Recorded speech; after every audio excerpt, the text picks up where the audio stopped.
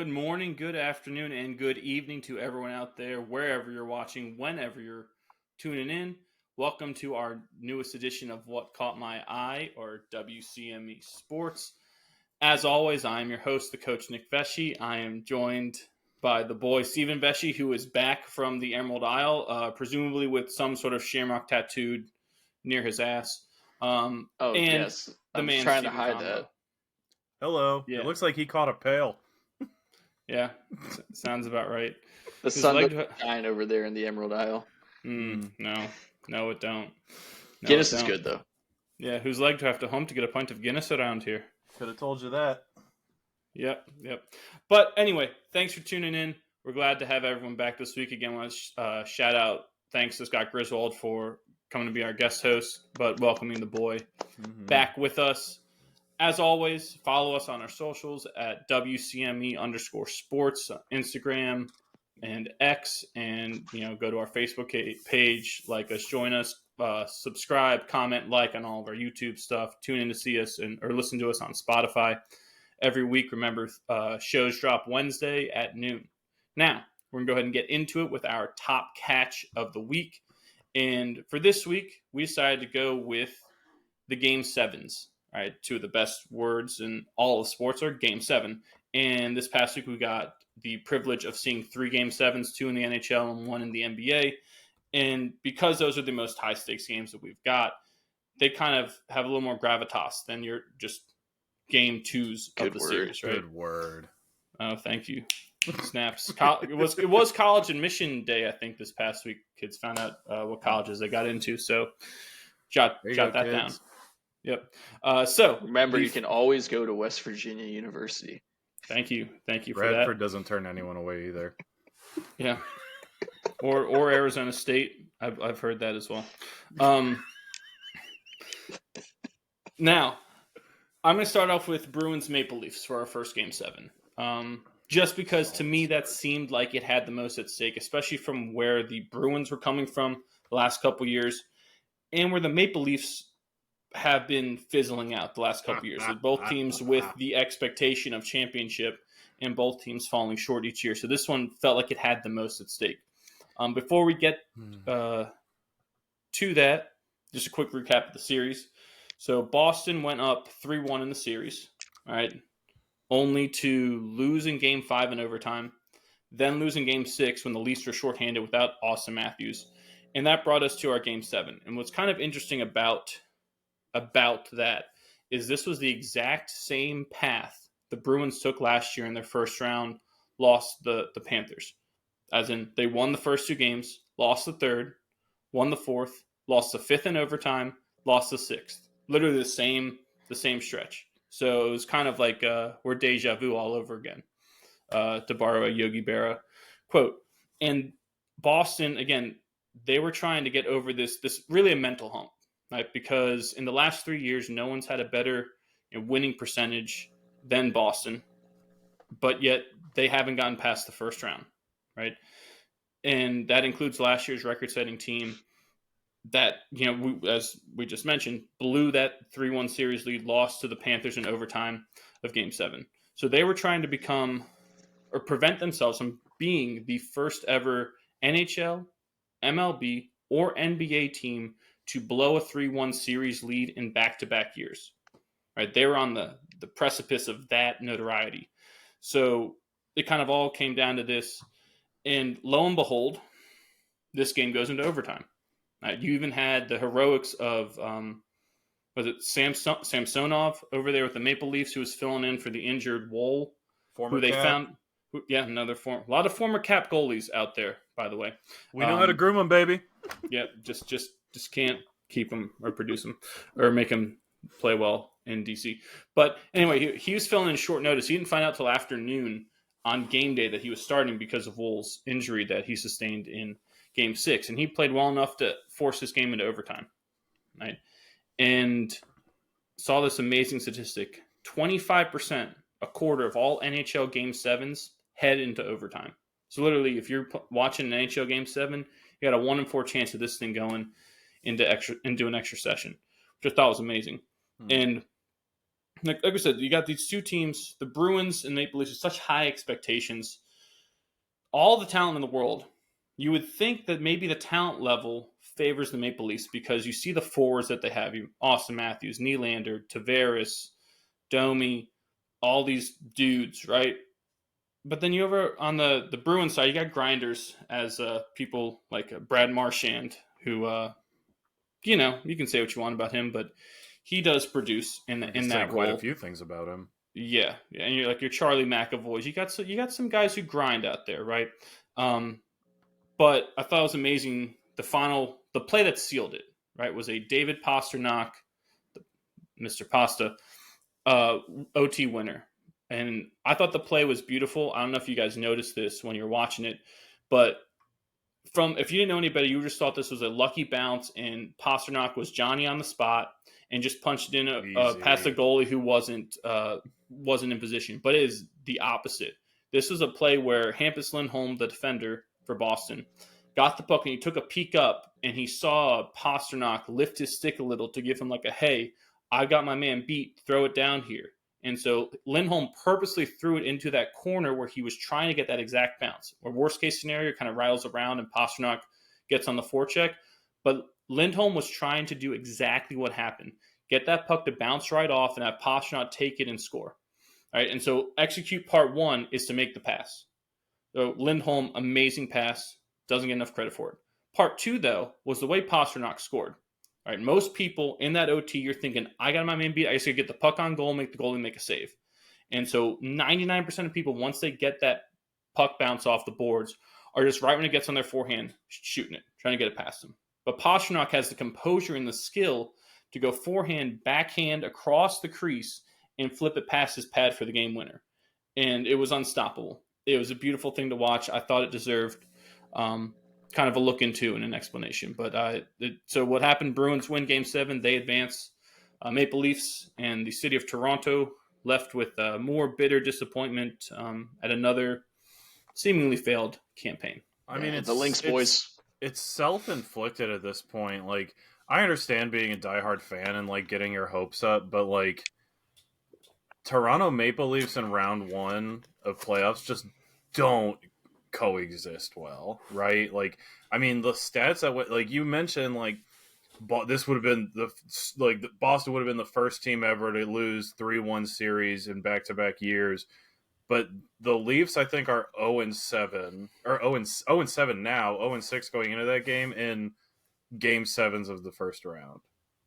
Like, you want to, and like, yes, the talent pool and like the notoriety does gear more towards Toronto because they are the younger team. Austin Matthews almost cracked 70 in the regular season. And then you also have big names like Domi, like Nylander, like Tavares. But I just don't think any of them really have the grit or the experience to carry them through there. Boston's done this. They've done this and they've faced it. They've failed. They've succeeded. But, I mean, when you think Boston, you think championship hockey. You can talk about like the rat-faced guy who likes to lick people and take cheap shots all you want, but like Boston wins hockey games, right? Like it's undisputable. I mean, they're a fantastic team, and then they go on to just stomp Carolina in round Florida. one. Or yeah, sorry, Florida in round one. I mean, but then like I think what gets lost in all of that, like a lot of people will talk about, like, oh, like was that like play off the end boards icing? It could have been called. It could have not have been called. I choose to ignore that. Whatever, the refs didn't call it. I don't personally think it was, but what I got caught up in was Swayman. Their goalie in that game was lights out. What did he have? Like 38 saves.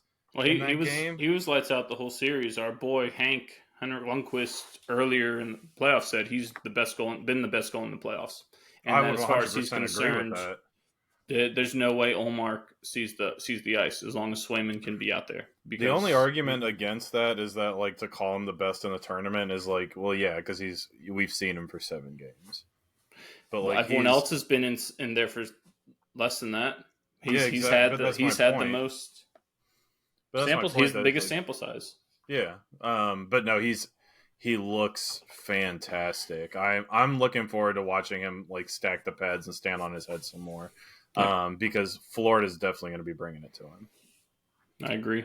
That's all the matchups that we'll get into a little later for the second round. They're all got something intriguing going on there, which is what you want. You don't want there to be a ho hum, lull you to sleep.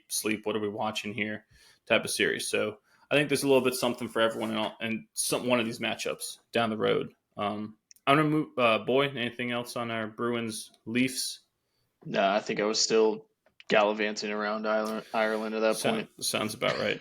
Or on a plane. Getting that second shamrock tattoo on your right thigh. Why is it that when you go to Europe you gallivant? What the hell is what is gallivant? It's like frolicking without the flowers.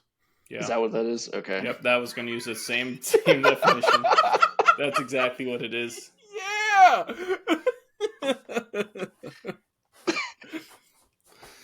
Yeah. Yeah, I got nothing on that game. I saw Pasta's overtime goal. It was sick. It's everywhere. Yeah, it's everywhere. It was Couldn't great. miss it. Maybe the goal of the playoffs. Now, the next one I want to talk about was Cavs Magic, because this was a kind of a weird series that really ended on high notes. So the first 4 games they split. Each game was a blowout though, so it was like boring. Nothing really happened.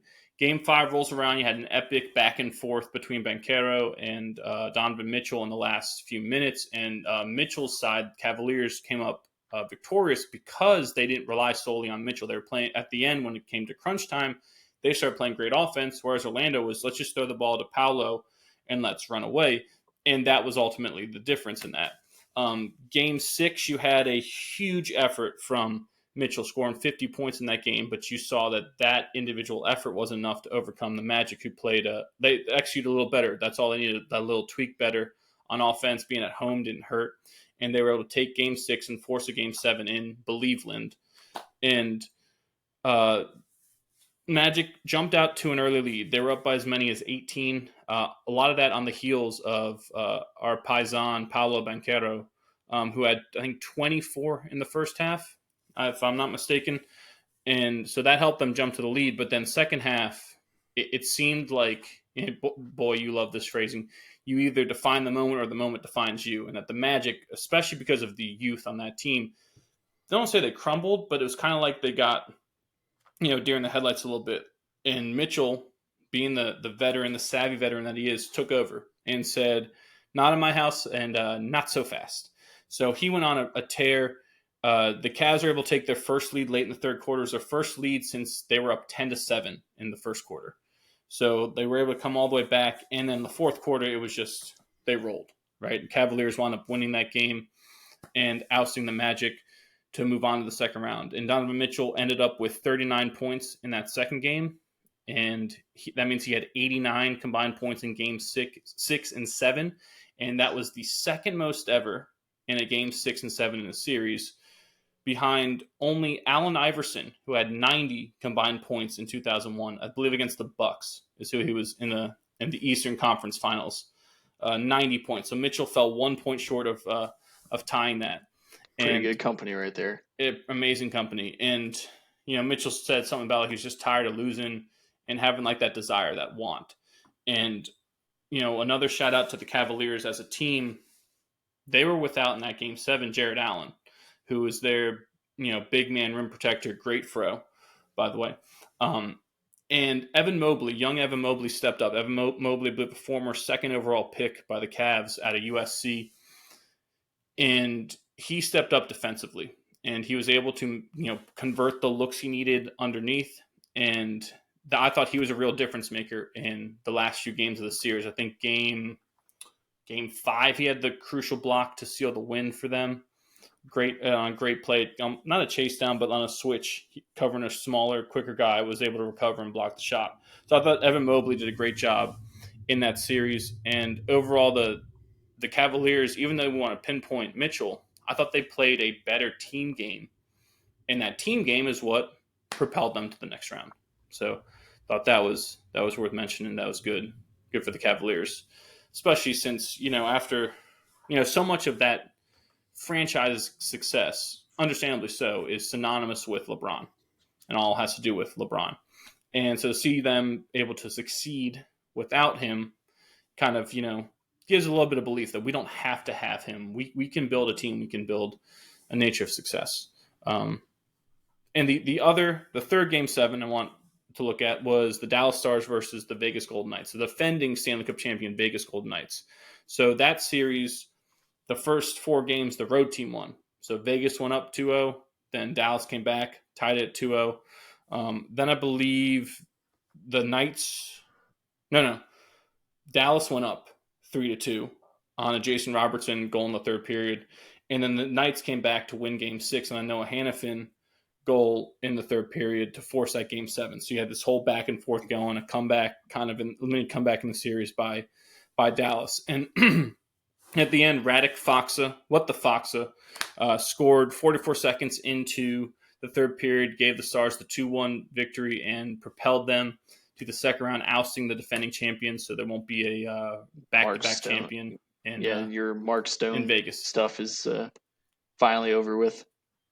There you go. I think it's far from over. Well, at least he's not advancing to the next round. People are still talking about it. They're going to look at it. Rightfully so. Yeah. Yep. So I thought those were worth mentioning, our 3 Game 7s. That was the first thing I noticed, just because of the nature of Game 7s and how cool they are. And on some level, we get spoiled because you should be seeing multiple of them each year based off the parity that we have in both the NBA and the NHL. And even in baseball, when you get to, the later rounds, the divisional, I think is still that, but your LCS and your World Series, you should be getting those, or you hope to get them, right? But so to be able to get them and to see some pretty good games, I thought was special. Sure. Yep. Do you get anything else? Do you know if you get more Game 7s as you move further into the playoffs? Because usually that first round, sometimes you get sweeps. Yeah, you get some blowouts because of that. It's lopsided. Yeah, that's a good question. Be interesting to look at. Yeah, I don't have a. We get our stat guy on that. Yeah. Our intern. Yeah, our intern. We could get on that. Art Vandelay. And next week, Bruce Willis will join us on the podcast. Yep. Pretty much. Yeah. Now, before we moved on to anything else, we wanted to give a quick update on the playoffs in the NBA and the NHL, because we officially have finished the first round. Like I said, those Game 7s were the last games in the first round of the playoffs. So we've officially moved to the second round, or what you might sometimes hear as the conference semifinals, which I hate because it's like, when do you stop labeling these things, right? So just if you didn't realize, there's 8 teams left in each league, 8 NHL teams, 8 NBA teams.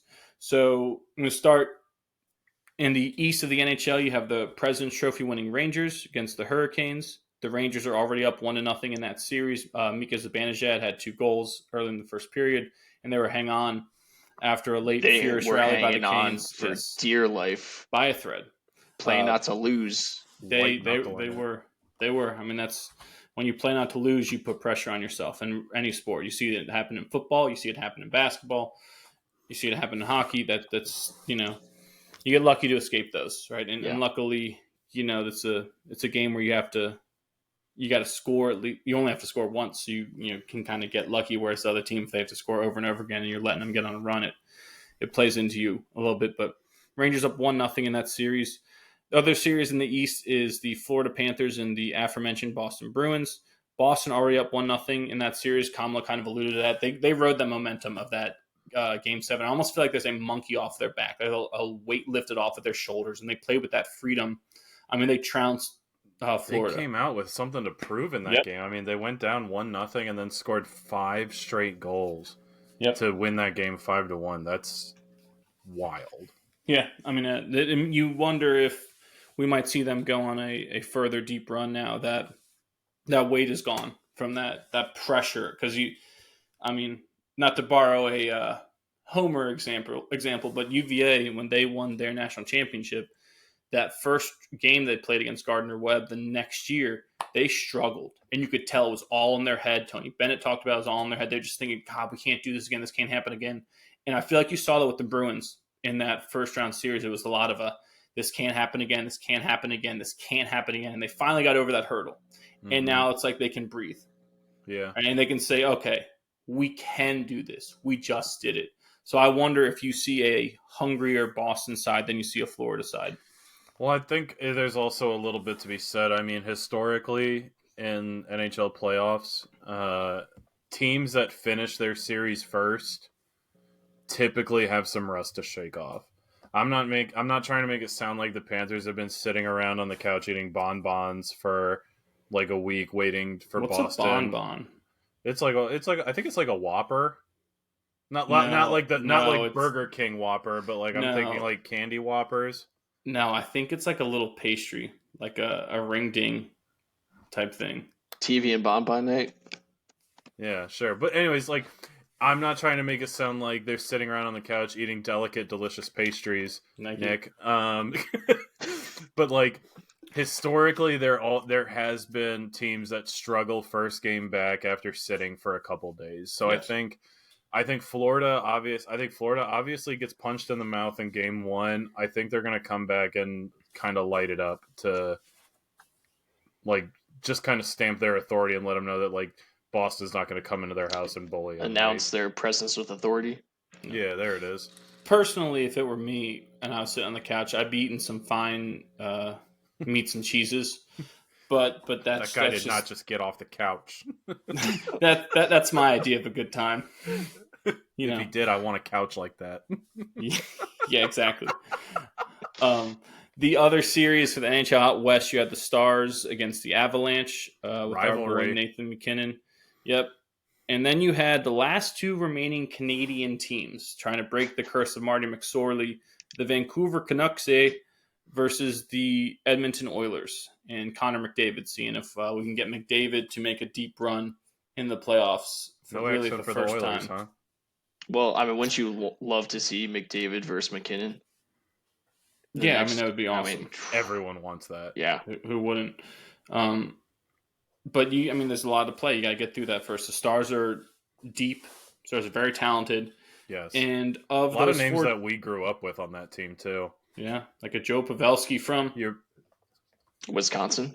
Thank you. Yeah, Joe Pavelski, Jamie Benn, Ottinger is a goalie we should know. Ryan Suter.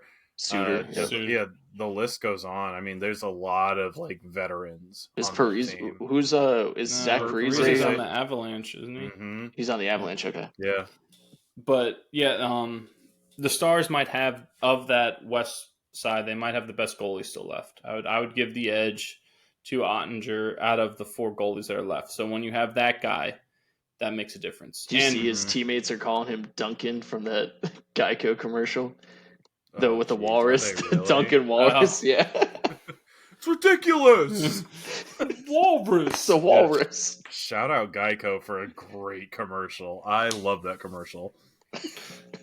Yeah, so that's what we got going out there. Another thing, the Canucks, they were able to advance. We talked about this last week. Artur Silovs, the goalie for the Canucks, your third string goalie in Game 6 against the Predators in the first round, pitched a shutout to have them advance, which is remarkable. Huge. Dude came into the playoffs with 7 career NHL regular season starts. You throw a shutout in a series clinching game, you got some onions on you, son. So that's pretty impressive. Now, NBA over there in the East, we got the number 1 overall seed, best record in the NBA, the Celtics. They're going to take on the aforementioned Cavaliers, who just we talked about beat the Magic in 7 games. And then you have the New York Knickerbockers against the Indiana Pacers, the battle of Spike Lee and Reggie Miller, and possibly Kramer throwing a hot dog at Reggie. But he got involved. Right? And so that series has already been underway. The Knicks took game 1, so they're up 1-0 in that series. Then you've got over in the West, you've got the number 1 seed Thunder. They play against the Mavericks. Luka and Kyrie just way too much. They overwhelmed the Clippers. The Clippers, I don't say looked disinterested, but it was like, what am I watching here, man? So, you saw a hungrier Mavericks team. Even though the Mavericks really don't have that much depth outside of Luka and Kyrie. They don't really have a big man, right?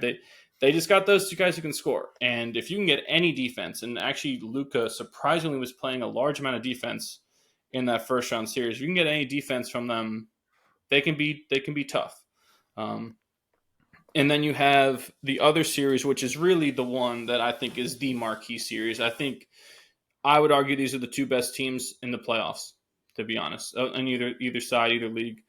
And that's the defending champion Nuggets versus my Minnesota Timberwolves. And I think the winner of this series wins the Larry O'Brien Trophy. I really do. I think they're the two best teams. I think the deepest teams. I think they can do everything, and that makes you dangerous. There's no one dimension. There's not even three dimensions on these teams.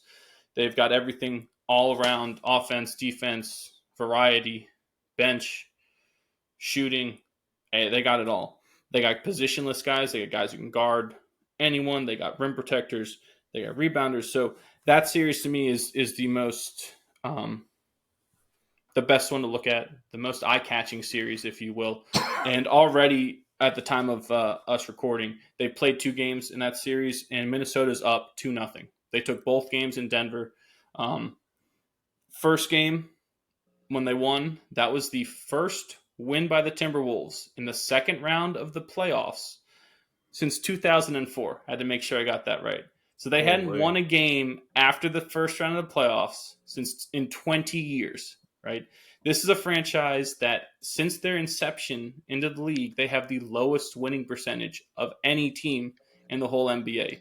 So, yeah, they're on a heater that is really unprecedented in the history of their franchise, which, we love to see that. We love to see things kind of change, right? And I think Anthony Edwards, the first game, had over 35 points, and I think it's 3 straight road playoff games he's had over 35 points. So he's not someone who, I have to be in front of the home crowd. He elevates his game anywhere he goes. He might be a guy that wants to be on the road, just to feed off the I think he's one of those guys that feeds off that energy from the opposing crowd, the boos, everything.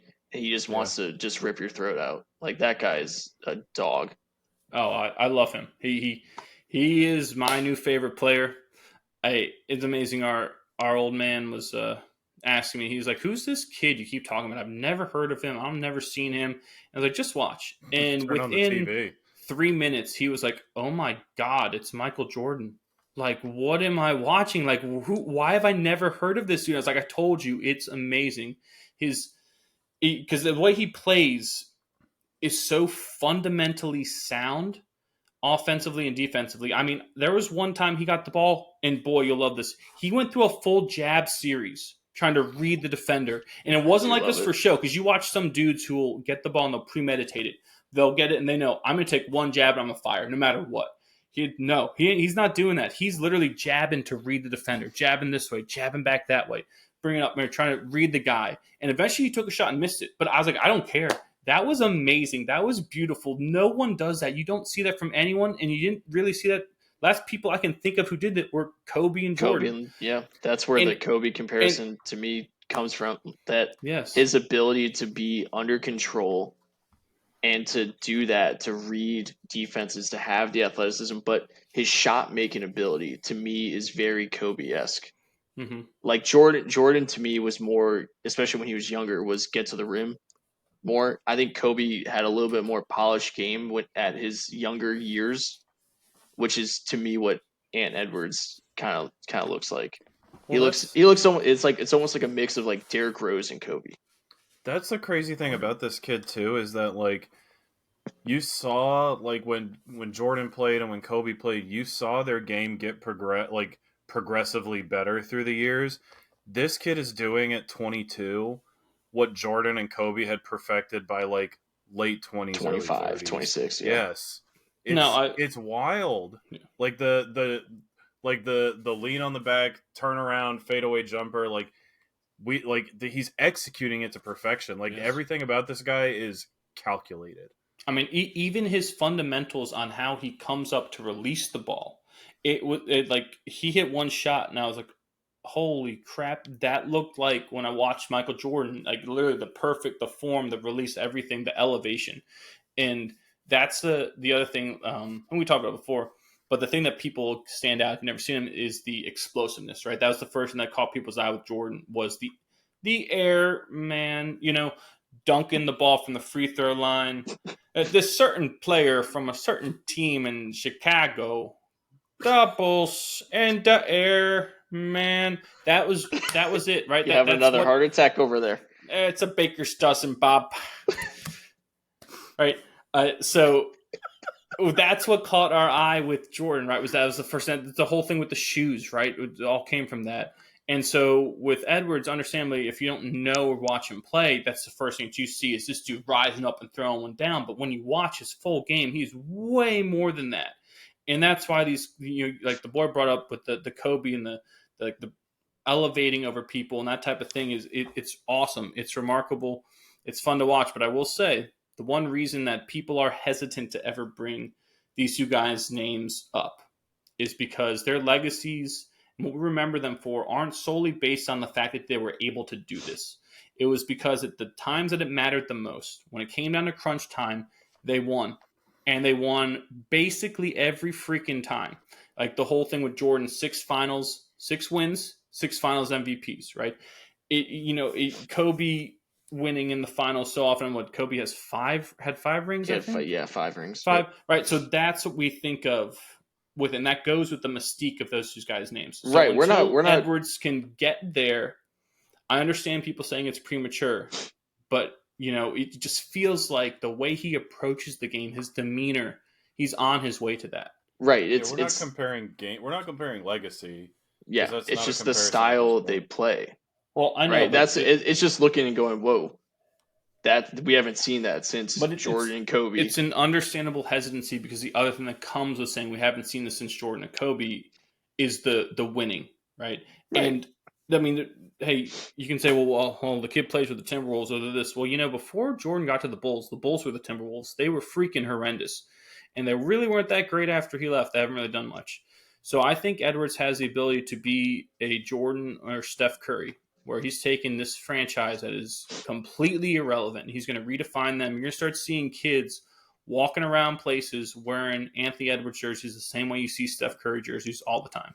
I'm glad you brought that up because there was, I think it was a Sports Illustrated reporter wrote an article and published it. It was essentially an op-ed, and the gist of it was Minnesota, enjoy it while it lasts because you're going to lose him the way you've lost everyone. What do we think about that? So Minnesota, because we talked early on in like the inception of this in one of our earlier episodes about small market teams and how small market teams now have the ability to bring players in, and we see the tides of the league shift every year, right? Like like we talked about, when was the last time we saw OKC be relevant? When was the last time the Timberwolves were ever relevant? And so it's interesting to discuss, like to hear someone who's in the industry in this reporter talk about he's going to leave. What do we think about that? I think it's less that it's a small market team because in the NBA, they have a rule in their CBA that each team has to fill X% of the salary cap. So you can't be the Rays or the A's and have no one. You have to have people that you pay. You have to have people on that team to get paid $25 million a year. You just have to fill out that salary cap portion. I think that's more of a reflection on the turmoil that ownership has seen. Right, this was they just had this whole thing where A-Rod and Mark Lore, their purchase of the team fell through because at the last minute the owner said, "Oh, well, we're doing really well. I'm not going to go through with it." Literally at the last second, right? And apparently this owner has done this before. I think back when Kevin Love was on the team and they were doing pretty well, he was about to sell and then yanked him off the market. So I think it's more about the uncertainty at that level of what are we really here for? What's the ownership at the top really care about?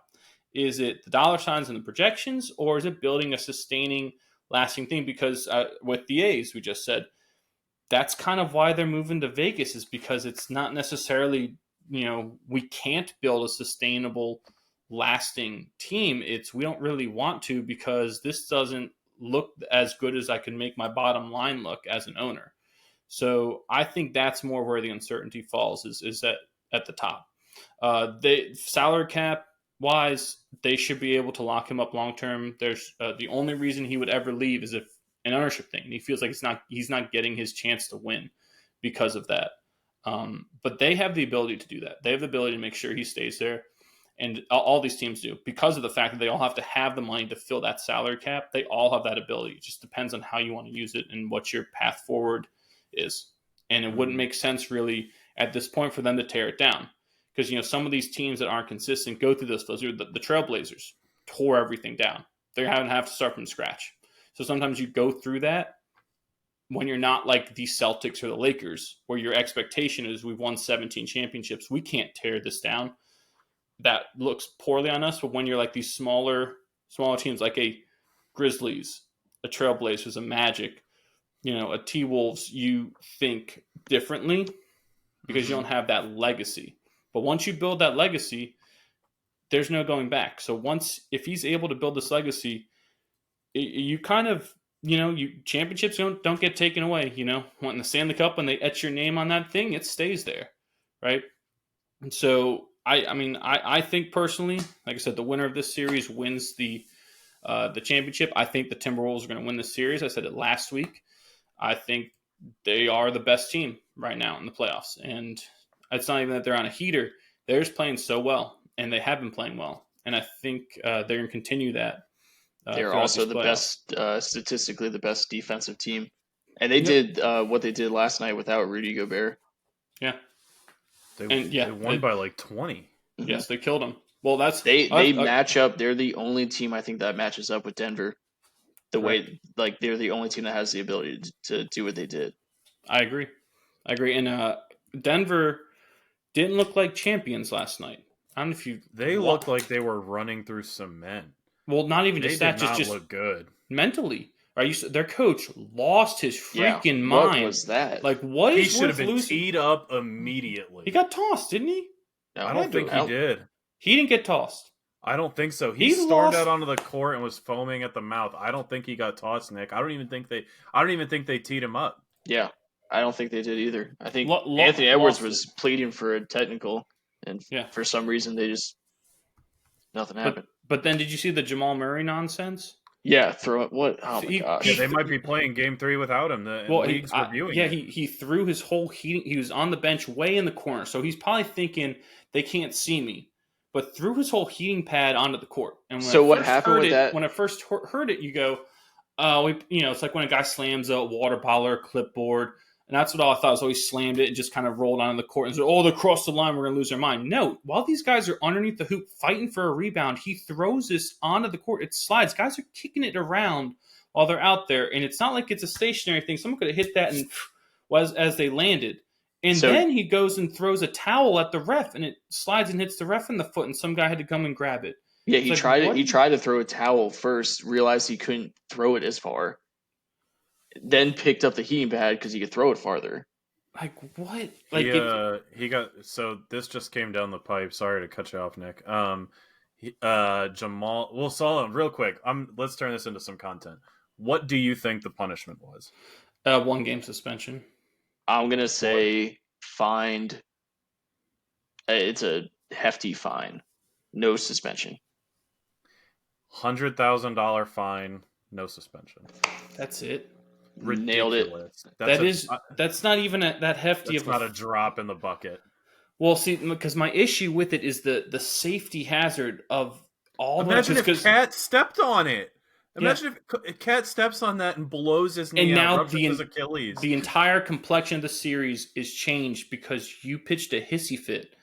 Like, I'm watching it and talking at work, I was like, man, to be honest, he probably deserves a lengthy suspension because of the whole thing around it. Because I thought at first, the play was dead, and he got mad and threw something. That's what I thought. Whatever. But watching, I was like, holy crap, man! I don't think the play is going on. It wasn't. No, it was going on. Yeah. I saw a quote from what's the T-Wolves coach? Finch. Chris Finch. Yeah, Finch. Someone asked him about it in the post-game presser, and he just said it's inexcusable. It is. You have to drop the hammer. I think the big thing, and like this is supposed to be like the best series. This is supposed to be the most watched series. It's whoever wins this is going to win the championship series. And I think it's possible that the league is considering we don't want the suspension to affect the series to be the talk of like, oh well, the T-Wolves haven't like this championship has an asterisk next to it because because Jamal Murray wasn't there. Mm-hmm. All you had to do was suspend him at least one. Like if you just gave him one, then there's at least something. Swinging back to Minnesota though. Don't get me wrong. I'm not saying by any means that he shouldn't be suspended. He should throw the book at him. But in my opinion, and I might ruffle some feathers with this, NBA athletes, I think, are the most overpaid athletes in all of professional sports. And to just find this guy a headliner starter like this, $100,000, that's not justice. The scales are not balanced, in my opinion. Well, would you have been okay if they said your suspension will be in the regular season next year? No. Because it was an offense against a team that you're going to see in a couple days. That team deserves the benefit of having you suspended. I will say, though, in the baseball playoffs last year, I believe it was Abreu, the pitcher for the Astros, after he tried to take Adolis Garcia's head off, was suspended and would have been for whatever the last game of that series. I think it was game 7. Would have been suspended for that game. Appealed the suspension just so he could play in that game, because when you appeal it, you don't serve your suspension until after they hear it, just so he can play in that game. And then Adolis goes off and the Rangers beat them, and they go, well, we overrule your appeal, and by the way, you're now suspended for the start of next year. Can you appeal suspensions in the NBA? That was my question. I don't know.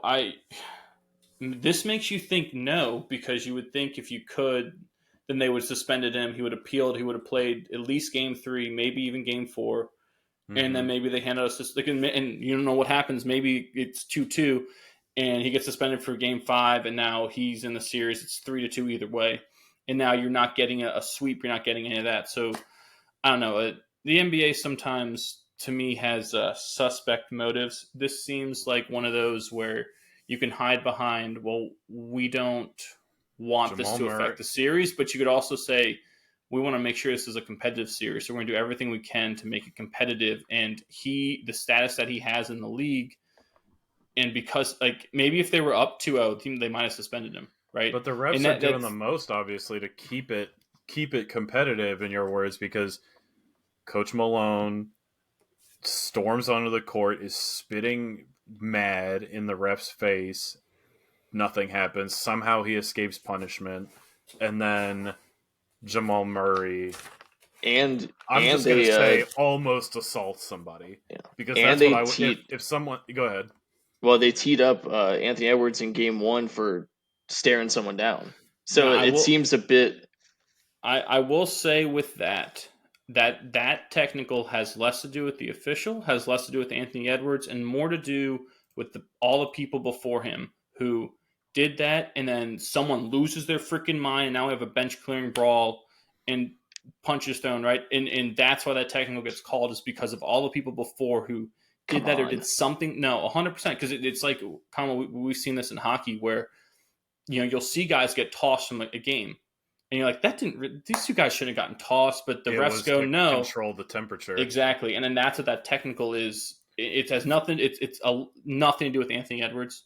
But now, nothing to do with the official. The temperature is going to be going into game 3. It's making can we control the temperature of the head coach?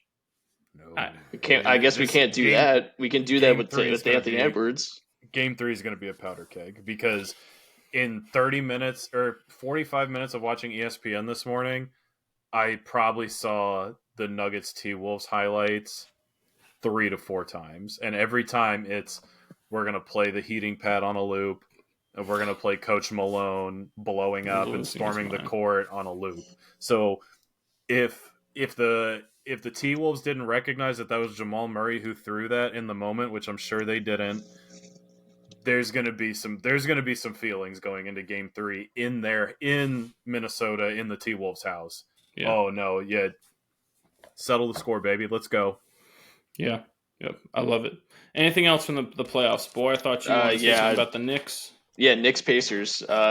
This is probably the first NBA game I've watched in its entirety in like 10 years. I love college basketball, love the game of basketball. I just don't like the NBA that much. But I turned it on and said, okay, let me watch Jalen Brunson. Maybe I'll see my boy Deuce McBride get some playing time. He got a little bit, didn't play very well. West Virginia. Thank you. And so I wanted to watch Brunson play. And it turned out this was a great game. Defensive intensity was there for both teams. Indiana was picking up Brunson 94 feet the entire game.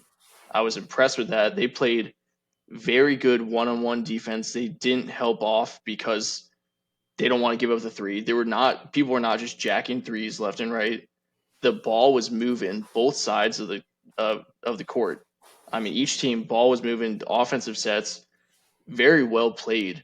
Jalen Brunson, I want to celebrate him. He is under control every time he plays, and this is why he draws fouls. Well, you can argue the thing.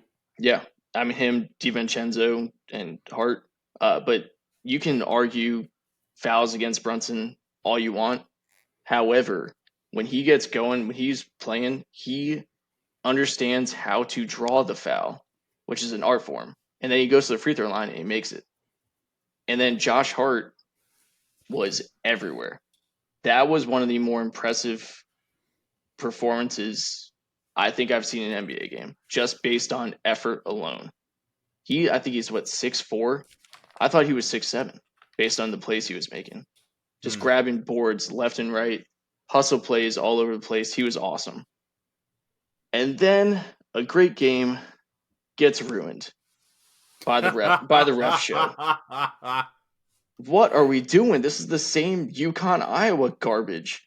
What is going on with moving screens that we decide we can't let a team decide the outcome on the court? We're going to rob this game of a finish because we call a moving screen that technically is the correct call, but can be called at any point in any game.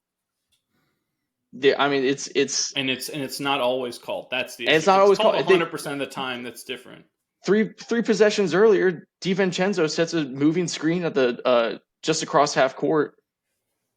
I mean, it didn't really warrant a foul. I didn't think, because whatever, like, it's another moving screen. We're used to it. Yeah, we're used to it. It's another moving screen. And then the Knicks actually should have turned the ball over. The kick ball, it was off of that where it hits the guy's hand. They called it a kick ball. It was hard to tell in real time, so you kind of walk that one off. But then to have DiVincenzo, I mean, because he fell, is why that moving screen got called.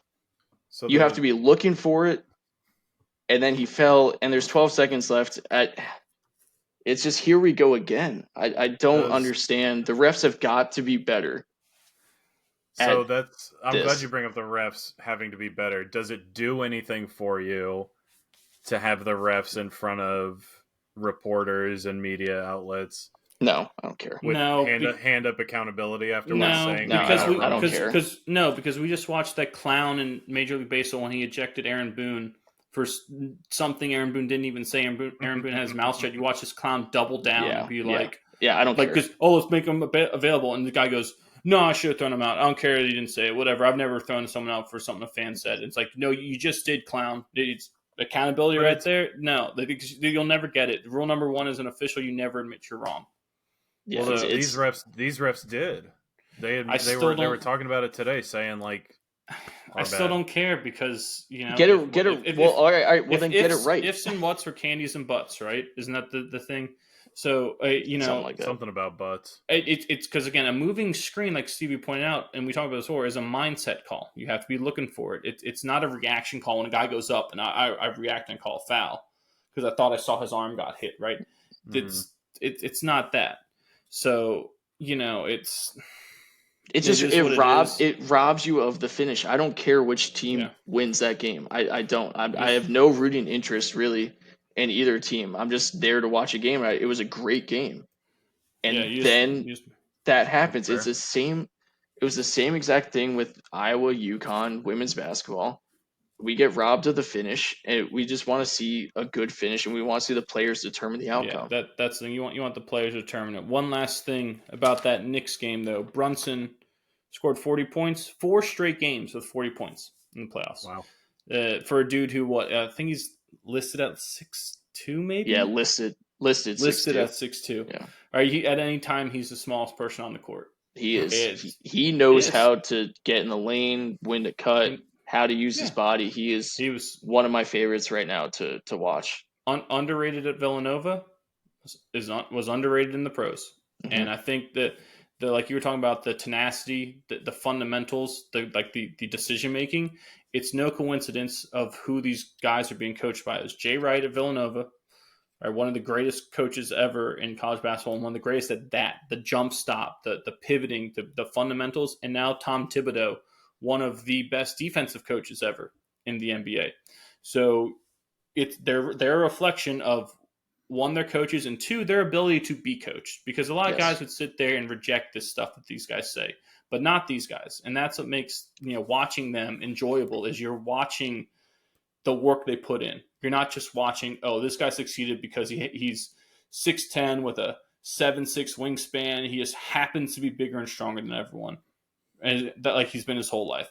You're watching guys succeed because of their ability to be coached, their ability to do little things. Yes. And that's what's nice to see. Good point. Now, going to move on. Had a couple of photo finishes. This is our, what else caught our eye category.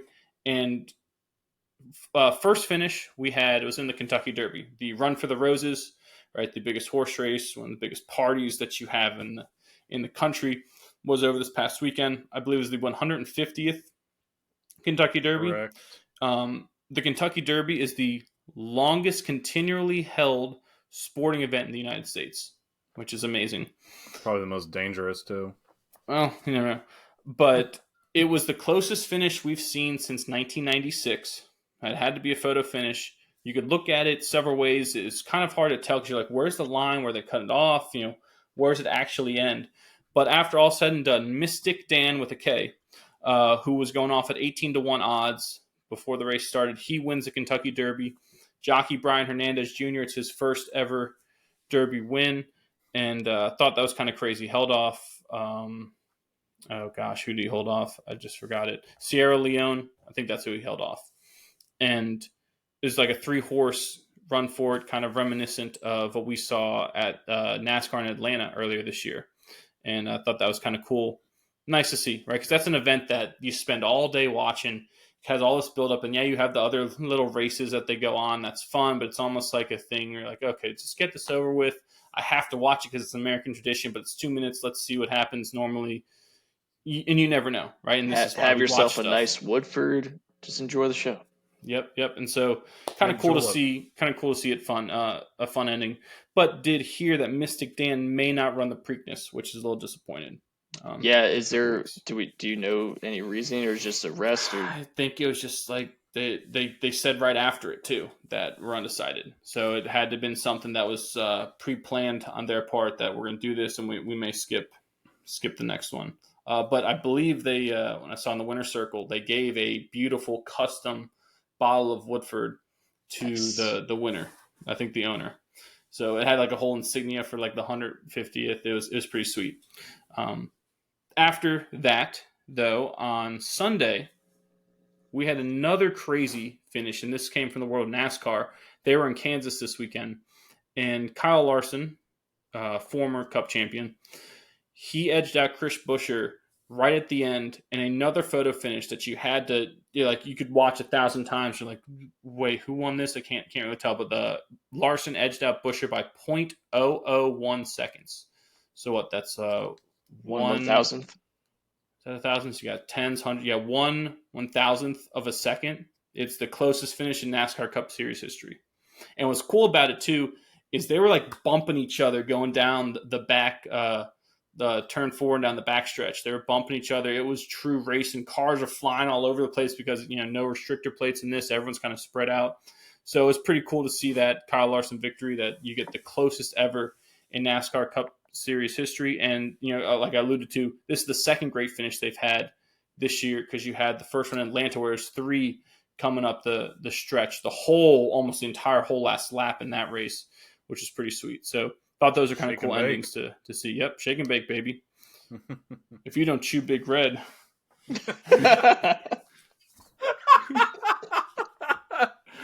If you don't chew Big Red, then what, Nick? It's a family show. It's a family show. Griswold isn't here. We can't use that language. We break all the rules for Grizz. We'll keep it PC. Oh, that's funny. Now I'm going to move us on to baseball. If you guys don't have anything else about our races, aside Komlo, I heard you won $100. Yeah, I gotta shout out the old lady for that one though. I remembered 5 minutes before the Derby that it's Derby day.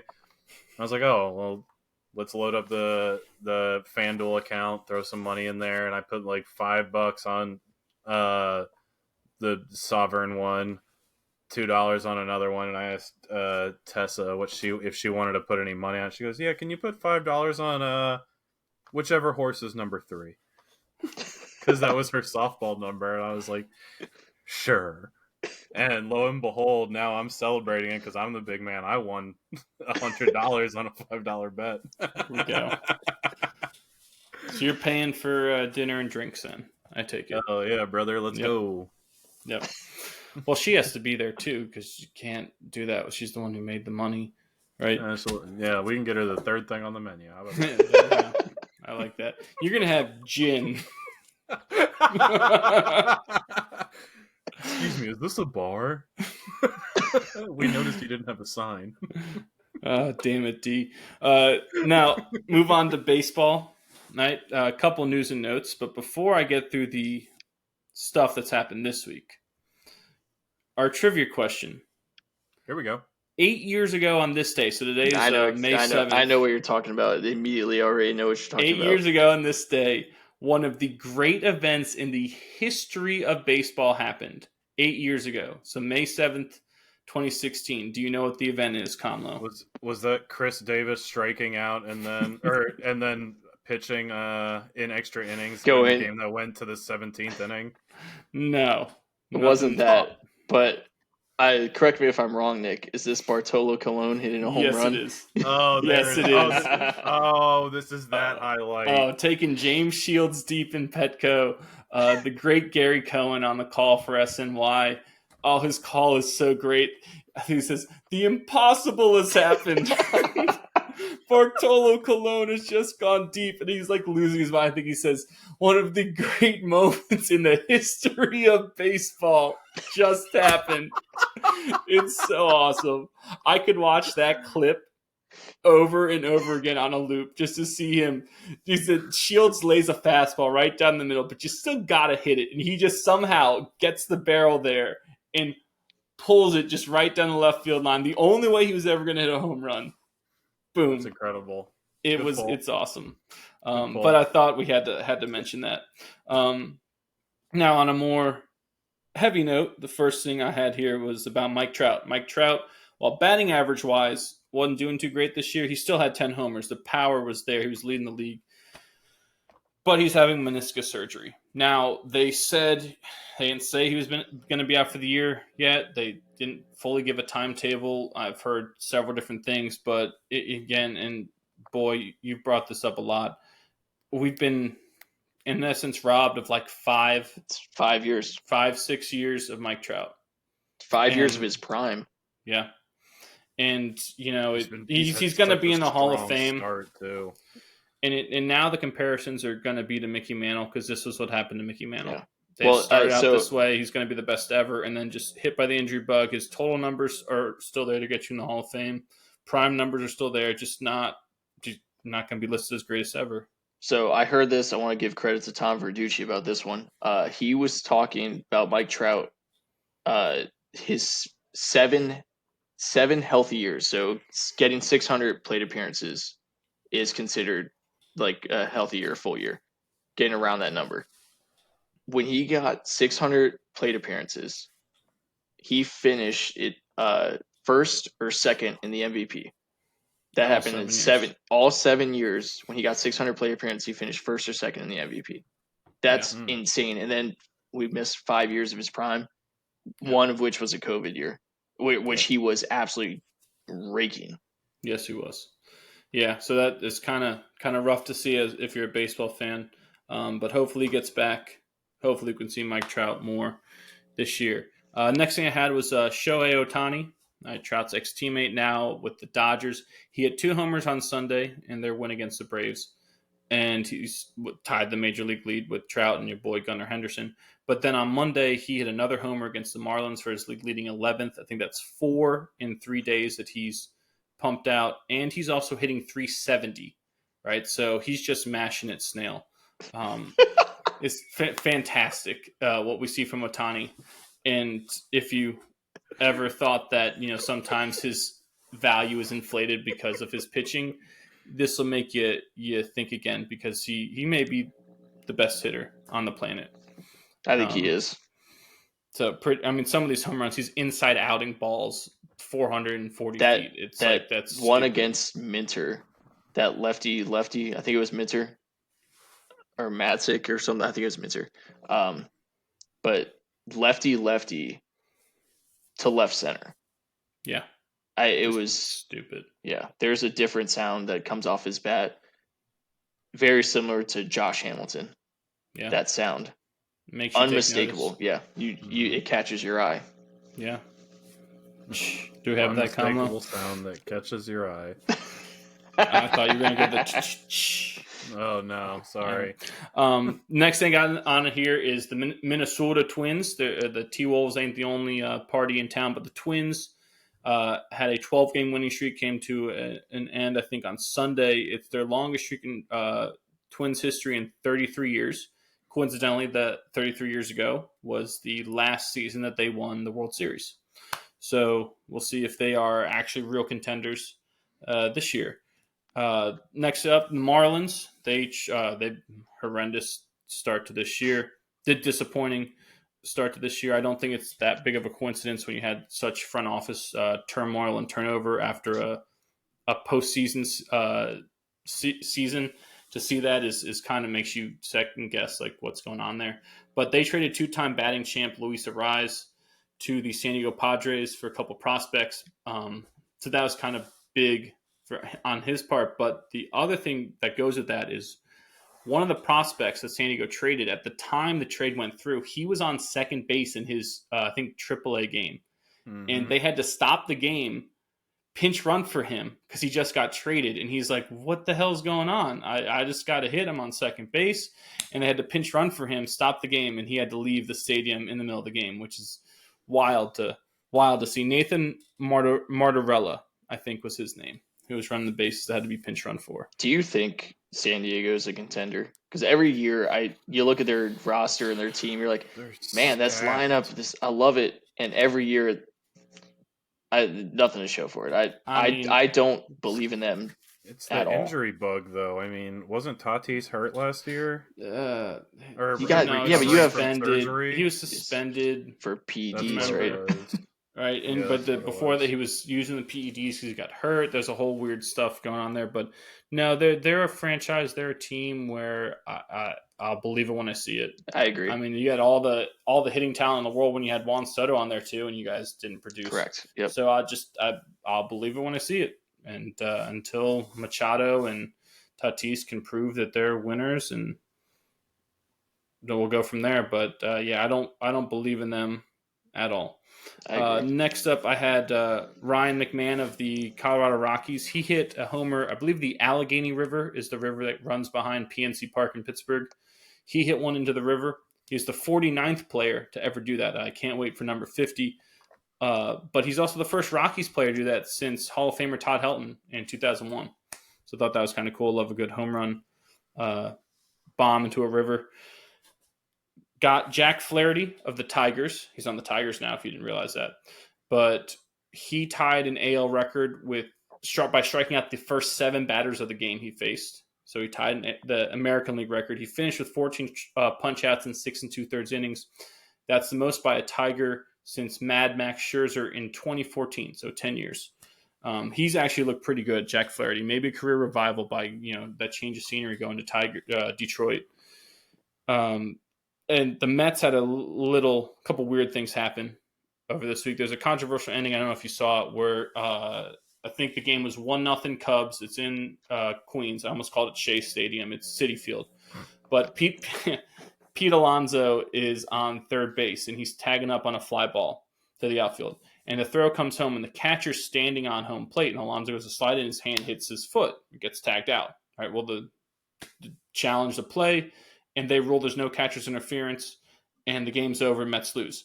And the Mets manager, I forget what his name is, you talk about Malone loses his mind. This guy runs out here, is losing his mind, and they didn't turn the ump's mic off quick enough, and you just hear F, F, F, F. Because, and when he's losing his mind about it is that, and I saw the memo that was sent, is there was a memo sent to all the teams trying to clarify the catcher's interference blocking the plate rule. And it says you cannot stand on the plate, and you cannot have your foot in right on in the baseline. Right, you have to be up in front of the plate. You can't straddle it. You can't stand on it. The only time you get there is if the throw takes you there. Right. Well, the throw didn't take him there. This guy comes up to get to the plate to take the throw, and he's stationary with his foot on there. So it begged the question of what are we doing here? Because we see this called sometimes erroneously, and this was another botched thing. Because even after we go through replay, and is kind of puzzling as to, okay, if we're going to have this rule, we're going to enforce it, we're going to tell them exactly this, you're going to show with pictures to the guys, like, hey, this is okay, this is not, and you watch the guy do what you saw in the not, you cannot do picture, and then we stick with the call, like, what's going on here? And so it's kind of funny to see him just FFF right as he runs out the dugout, is where they knew the game's over, right? But they did exact a little bit of revenge. The next day they came back. The Mets did, I think, a 4-0 deficit. Eventually they, got the game to extra innings, and Francisco Lindor hit a 2-run double, I think, in the 11th to take the win over the Cubs. So it kind of got even there, but interesting stuff from that part. And last little bit of baseball, the Yankees, Anthony Rizzo. He had a walk-off single on Friday against the Tigers, and then backed that up, I think it was Saturday or Sunday. He hit a 3-run bomb in the 8th inning to take the lead and win 5-2 against Detroit. So nice to see Rizzo back to how he was doing last year before he got that concussion. Anything else baseball-wise, boy? Yeah, I got a couple. John Means, your boy from West by God, Virginia, comes back, goes 7 scoreless. 8 Ks. I thought that was great to see. And then Alec Boehm. We need to talk about Alec Boehm and the Philadelphia Phillies, who have the best record in baseball right now. Alec Boehm has been carrying that team, and a team that has stars like Harper and Schwarber and Turner, who just got injured. But Alec Boehm sits there. He hits, I think he hits, fourth or third, and he is batting .360. He just snapped an 18-game hit streak. He's been awesome, and the Phillies role players have been really good, and I love their approaches to the plate. They grind every single time they get to the plate. They grind. Then 26 years ago, Kerry Wood struck out 20. This is for our Chicago Cubs listeners, which made me want to think, what was the best single game performance you have seen in person? It would be doesn't have to be baseball. It doesn't have to be baseball. It can be any sport. Oh gosh. In person. You gotta let me stay with baseball because I was all geared up for that when you said it. You can say, who was the Yankees baseball pitcher we saw, Nick, that had didn't he have like a perfect game through 7? Andy Pettitte. We saw that game. Andy Pettitte was perfect through 6 or 7. And then Jerry Hairston Jr. filling in for A-Rod at third base booted a routine ground ball, a slow roller, and that blew that. But I was gonna go with we left after that too. Yeah, we might have. I think it was the only reason to stay because the old man was our ride too, so that kind of that's also true. Hamstrung us. But boy, I was going to bring up when we were at Nats Park, sitting in the right field bleachers, and Kershaw was pitching, and I don't know if he pitched a complete game, but he had like 11, 12 strikeouts and was superbly dominant at the height of his, basically in his prime against the Nats. And I was going to bring that up because you had me going pitching wise. Komlo brought up pitching. You geared me up for that. I was surprised. I was going to say for you, Nick, I thought you were going to say Miguel Cabrera when we saw him in Baltimore. I do remember that. That was amazing. Just let me drill a line drive to left field, then I'll smoke one to right field, then I'll smoke one to center field like it's nothing. That was his Triple Crown year, I think, right? Nick, in that game, the Pettit game that we saw too, a Yankees player also had a chance to hit for the cycle. It was Nick Swisher. That's who it was. Yeah, yep. Swisher was a triple away from hitting for the cycle. Yeah, which is, everyone's a triple away. But the way that game was going, it kind of felt like there's just nowhere in that park at the time to hit a triple. Nah, you just never. You can hit a triple anywhere. There's a funky bounce you can take. It depends on who the guys are on base. Triples are weird.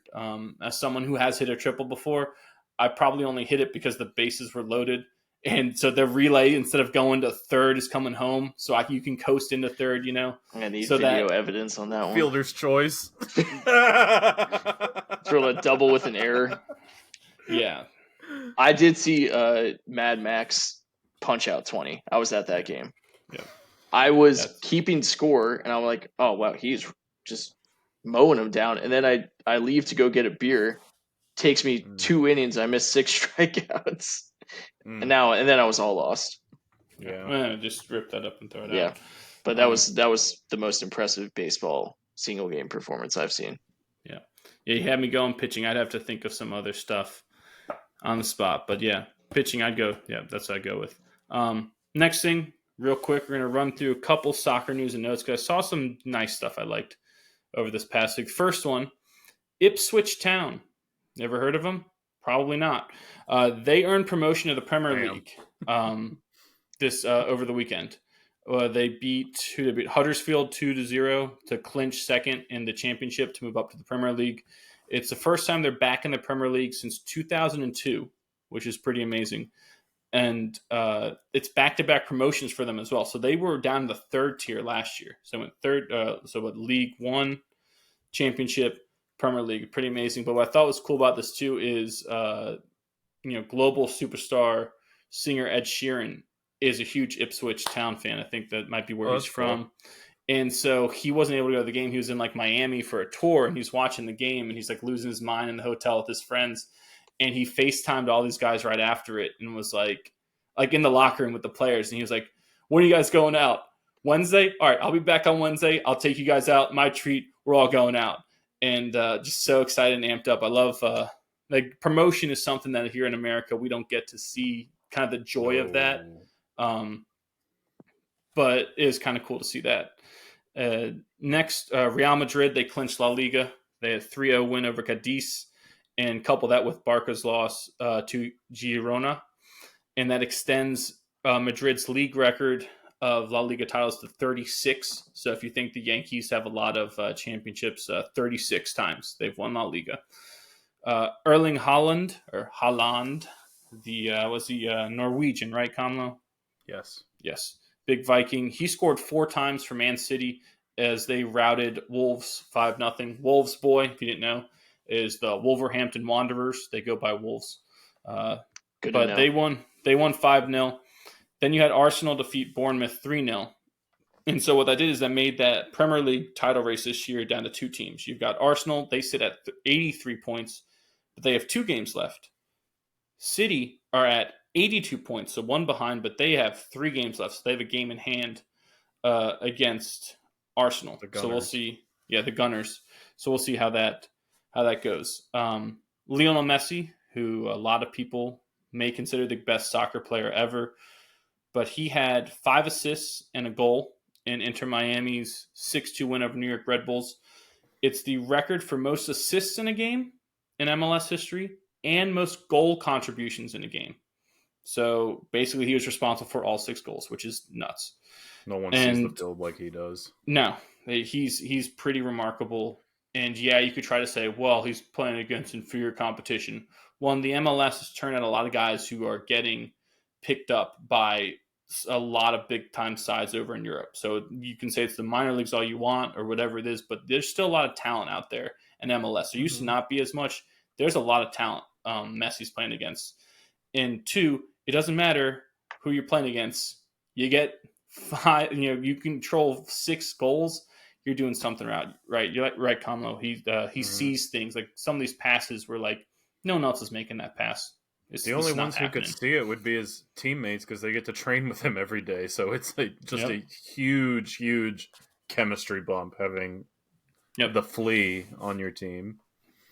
And you brought up face lickers. I believe Luis Suarez, a biter, was the benefactor of some of Messi's assists there down in Miami.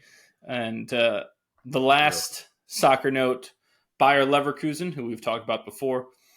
They've already more. You cannot have enough, but they've already clinched the Bundesliga. But they extended their unbeaten streak to 48 games. They haven't lost in 48 games. 5-1 win over Frankfurt. Anything we missed for soccer? In general. So you're telling me there's no playoffs? How many countries you got in this? Yeah, I got a couple things. Just to kind of go back through real quick, if you guys would be so kind as to indulge me. No. NHL draft is tonight. Draft lottery. Yeah, the draft lottery is tonight. Sorry, the NHL draft lottery is tonight. Looks like the San Jose Sharks are going to get the first pick. They'll probably pick Macklin Celebrini. Personally, I would just really, really love to see Chicago somehow get that first pick because I think I saw San Jose won it. Oh well, it would be sweet if San Jose scuffs it and Celebrini falls to the Blackhawks because really think about the generation of hockey that we've grown up with, right? Crosby, Malkin, Ovi, Backstrom, Stamkos, Kucherov, Marchand, Bergeron. The greats come in pairs, right? A 1-2 punch is just vital for success. And so to have Bedard... McDavid, Draisaitl. There you go. McDavid, Draisaitl is also a good one. Taves and Kane. Have Taves and Kane. Okay, yeah, we get it. Peanut butter and jelly. Spaghetti and meatball. Miss Lippy's car is green. But imagine a world where Celebrini falls to the Chicago Blackhawks, and you get Bedard and him on the same squad. It's just setting them up for generational success. So personally, that's what I would like to see. But if San Jose holds that number 1 pick, he'll probably go there. Yeah. The Hart Memorial Trophy finalists were named.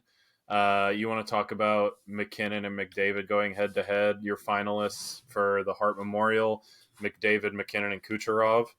A little bit of a snub to Panarin there, if you don't mind me saying so. I think Panarin could have easily been subbed in for Kucherov there, but I think that'll be an interesting race to see who wins between the three of them. And then last thing, hockey for me, with the Maple Leafs bowing out, there's a good chance that Mitch Marner gets traded away or leaves. I think he might be a free agent. I don't know. But I've seen a lot of talk about Mitch Marner leaving, which would be sad because he's such a huge part of that team. Yeah. And go ahead. No, I was gonna. If I thought you were done. No. I got a couple more things. So we talked a lot about basketball. And I feel comfortable with the two of you, and probably the majority of our listeners, that one of the best parts about the NBA is inside the NBA with Chuck, Shaq, Kenny, right? It's one of the best parts. It's something that gets you to tune in and gets you to stick around. I think we can all agree it's so organic and entertaining. It's perfect. For me, it's the perfect segue into and out of basketball. I love watching the inside the NBA. Sometimes I won't even watch the game. but something to pay attention to, TNT's contract is up.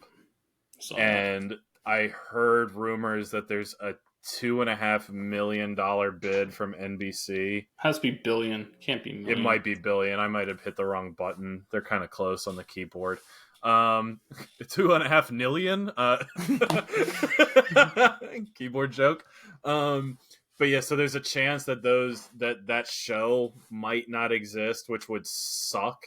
Barkley's on the record as saying that if TNT loses the show, he's actually a free agent at that point and can go and do this anywhere. No one really knows what Kenny and Shaq's contract looks like, but just something to keep an eye on. They've won Emmys, you know. They have. It's a great show. It's a great show. Caitlin Clark looked great in her WNBA preseason debut. Yep. Yeah, preseason debut. She looked awesome. And you know, like this, I think that we've kind of, in like the early stages of this podcast, is we've kind of unintentionally, I mean, we've been blessed with a great era of women's sports, but so we've kind of been able to kind of champion women's sports on this show and really highlight it and talk about it, and I think give it the attention it deserves. And unfortunately, it doesn't look like the same can be said for some other reporters. I'm going to call us reporters in this instance, some other reporters out there, because did you guys see that ridiculous exchange between Clark and that, what was his name, Goyle reporter in Indiana? Yeah, that guy, he got suspended, or he's banned from all Fever's He's banned from games. all Fever games and has a 2-week suspension from the paper that he Yeah, he's a weird dude. Weird. Nick, did you see this? No. Creepy. Clown. It was creepy. Caitlin Clark gets up there after the game to where the Fever lost, but I think she put up 21. Yeah, 16 in the first half. Yeah, she gets up there to do her post-game presser, and this guy stands up to ask his question, and he hits her with the heart hands, and she goes, "Oh, you like that?" And he was like, "I like you." And she was like, "Oh, well, you know, that's kind of my thing. I flash the heart hands to my family after every game." And he goes, "Well, you can flash it to me and we'll get along just fine." Clown. Just super out of touch. It's in my opinion, it's misogynistic, it's ignorant, it's a million different adjectives for it. I don't like it. I'm glad that the Fever have taken his press pass and have made a public statement saying that he won't come back, because this clip went viral. It was being passed around women's sports, and it was met to the tune of disgust. It's just tone deaf, man, is what it is. I didn't like it. And then her arch rival Angel Reese chooses to go to the Met Gala over practice, which I think what do you think about that? I mean, it's preseason. She looked good in her preseason debut. Leaves practice early to go to the Met Gala. Depends on if she's talking. Is that something or a nothing burger? That's a nothing burger. No, yeah, right. If I talk to coach and then, hey, I've gotten invited to this thing, you know, this is what I plan to do. If you say no, I'll stay. If it's okay, I'll go. That's nothing. Should I stay or should I go now? But that's going to bring us. I'm glad you were in the tune of Shaq and Chuck and Inside the NBA. That's going to bring us to our favorites segment this week. And this week we went with our favorite big men in the history of basketball. So anyone want to get us started? I'll go first. Boy. Here we go. I got at number 5, Amari Stoudemire. That's a good one. Him and Nash was our generation Stockton Malone. It got Nash 2 MVPs back to back MVPs. He was a lot of fun to watch. Glasses too, man. Yeah, the glasses. Iconic. Nick, you had a Stoudemire jersey. No, I didn't. We had a crappy Sports Illustrated poster. That's exactly That's what it was. That's what it was. That's what it was. Sports SI for Kids poster you just cut out from the magazine, you tape it on the wall. That's what we had. Yep, and we had another one. My next one, we had one of them too. Dirk Nowitzki. Yeah. The influences are coming through here. Yeah, I didn't even think about that. Subconsciously, it must have got in there. It's a Ziggy. You ripped off a Ziggy. I'm looking at this. I think every single one of mine was on our wall. That sounds about right. Let's go. Dirk, though, you can argue changed the game just as much or more than anyone.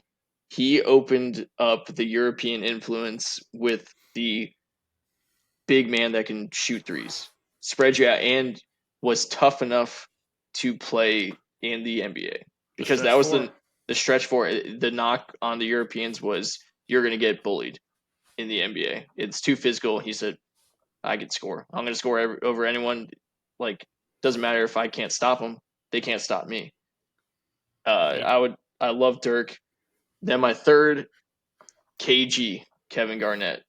He was the first big where I turned on the TV screen and said, wow, I like this guy. As a guard, as a smaller player, I watched the guards. That's just what I did. I try to learn from the guards. You just watch the guards more.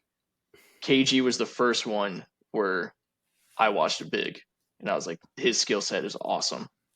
And then my number one, Ben Wallace from Virginia Union. Yes, local Richmond guy. Just an absolute eraser, undersized center. He was a lot of fun to watch. Love Ben Wallace. I did not have you pegged for the Ben Wallace. Did you skip one? You said Garnett was 3. Sorry, Garnett should have been 2, and then Wallace was 1. I had Stoudemire. I had Jermaine O'Neal as my honorable mention.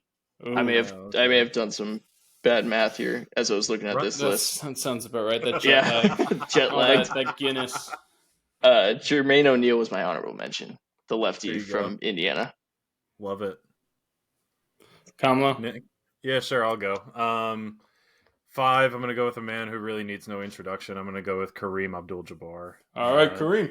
Yeah, the sky hook. I mean, I think nowadays when I am like just shooting something into the trash can because I haven't played basketball lately, if it's from downtown, it's Kobe. But then if it's the sky hook, all right, Kareem. Love me some Kareem. 4, boy, I'm right there with you. I got Kevin Garnett in the 4 slot. Number 3, Patrick Ewing. Shout out Georgetown University. Mm-hmm. Love Patrick Ewing. Number 2, Tim Duncan. Fundamental. Yeah, big fundamental dude. I mean, the guy just broke it all down, used every weapon, every tool that he had in his arsenal to get the job done. And he succeeded in an era where Kobe and Shaq were on a team. They play against every playoffs, yeah. Yeah. And then number 1, shout out Big Shaq. I got Shaq. You got Shaq at the top of the board, just size-wise, one of the most dominant, and his antics afterwards making me love him even more.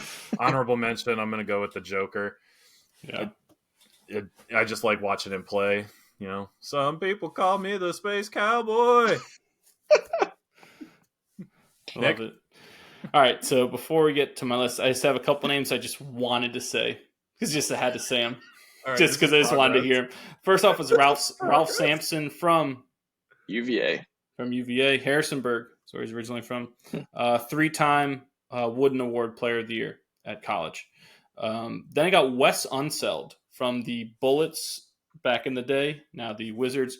He was one of the greatest rebounders ever. That might be, if you ask some people, the best rebounder, and he had the best outlet passes ever. So it was cool. I just wanted to mention him. And the last I wanted to mention was Zydrunas Ilgauskas, just so I could say Zydrunas Ilgauskas on the air. Big Z from his time on the Cavaliers. Just had to.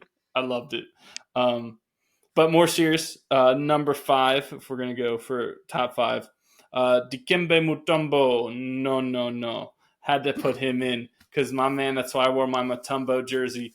Not only was his commercial fabulous after he got done, when he's spiking all this stuff, it's such a good commercial, but he was such a productive shot blocker and rebounder for such a long period of time. And that's what I loved about it, is that he could go to any team and make a difference and was able to do it for a long time. Because you would think a guy his size, when he's not a scorer, may not necessarily get the shots that he did, but to be that productive that far through his career was awesome. And so I love Mutombo. I mean, the commercial nailed it. Number 4 was Dirk, like you said, and I was going to say it too. If he didn't, he revolutionized big man ball, changed what a big man could do, basically. Number 3, Tim Duncan, like we mentioned. What was amazing about him is like his fundamentals were so sound. That's why it's called the big fundamental. But he was able to score. And again, like you brought it up, the people he was playing against in that West at that time are Kevin Garnett and Shaq and all these other studs that are out there. And he was able to, without being, out athletic you, just beat you, right? And he was awesome. And it's amazing to see him win those championships that he did with Ginobili and Parker. It was such a perfect blend of different skill sets. Number 2, I have Charles Barkley, the round mound of rebound. I have his jersey, Komlo. That may be what you're thinking of.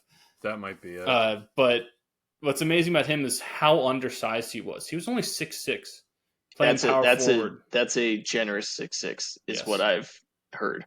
Yes. Mm-hmm. So to have that tenacity, that will, that want to, and obviously the skill, because you're not going to do that just by running out there on the court and say, well, I'm faster than you, right? You have to have the skill to maneuver and find the angles. And he was, again, I love rebounding. That's another reason he's on there. He's such a great rebounder, especially for someone at his size. Judging the angle at which the ball's coming off the basket, putting yourself in position, getting that position before the shot even goes up. Those are all art forms to rebounding, and he was able to do that fantastically. And number 1, I have Shaq. Shaquille O'Neal, the Big Diesel, the Shaqtus, whatever else nicknames he had. And not only was he fun to watch, and not only were some of his highlights electric, like him ripping the backboard down, he changed how they build basketball hoops, for God's sakes, right? Not only were those so fun, but when you break down just the way he moved in the post, he was so fundamentally sound. His footwork was fantastic for a guy whose foot is like a 25 or whatever. His footwork was fantastic.